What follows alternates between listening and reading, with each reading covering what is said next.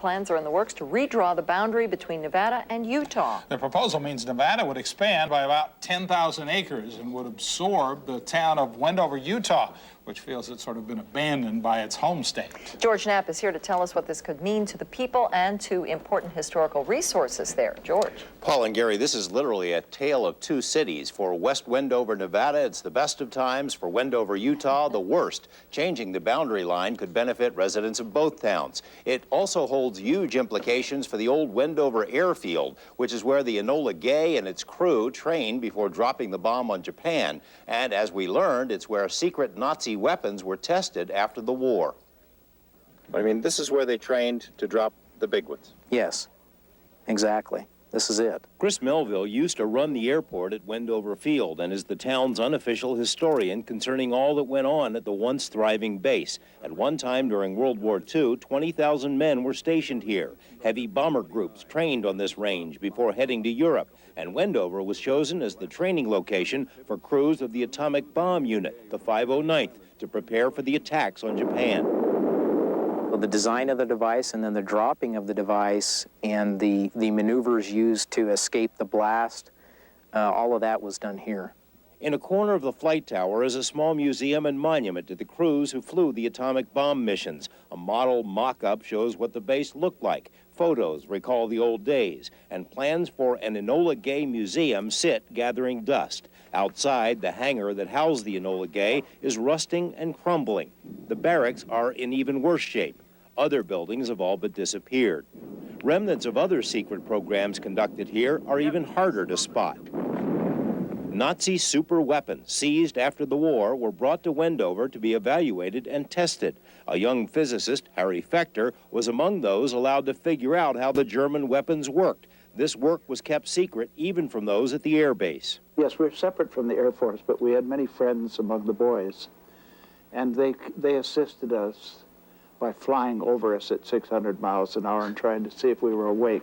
Although those secret experiments helped maintain American security during the tensions of the Cold War years, little remains to mark this vital work, save for a few bunkers and remnants of buzz bombs. Plans have been discussed many times for a Wendover museum and an Enola Gay exhibit, but the money has never materialized, in part because the bulk of the airfield is in Wendover, Utah, not West Wendover, Nevada.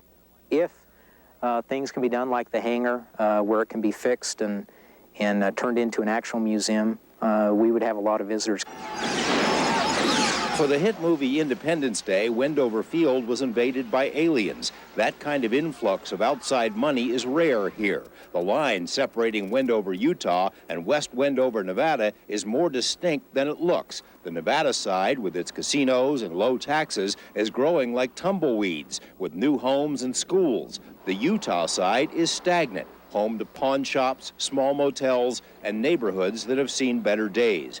Wendover residents say they've basically been abandoned by Utah, so they're asking to become part of Nevada. They would really like to be annexed because they've been left out.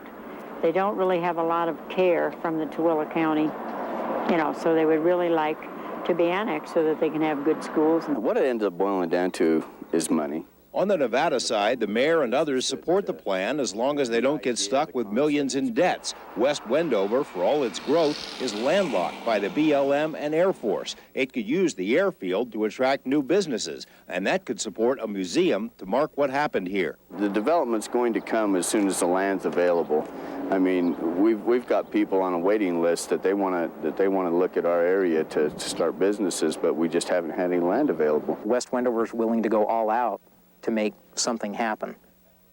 Officials in both towns have met with congressional representatives, and so far everything is a go. Changing the boundary would require the approval of Congress and both states, which could take up to 5 years. This wouldn't be the first time the shape of Nevada has changed, but that is a story for another time. We should point out that while the site of the German weapons tests is off limits, visitors can drive right through Wendover Field, right up to the Enola Gay hangar and see it all. Of course, there'd be a lot more to see if these plans go through. Yeah. And Wendover itself is kind of a happening little town. Is it? Yeah. Oh, great. Very interesting, George. Thank you, George.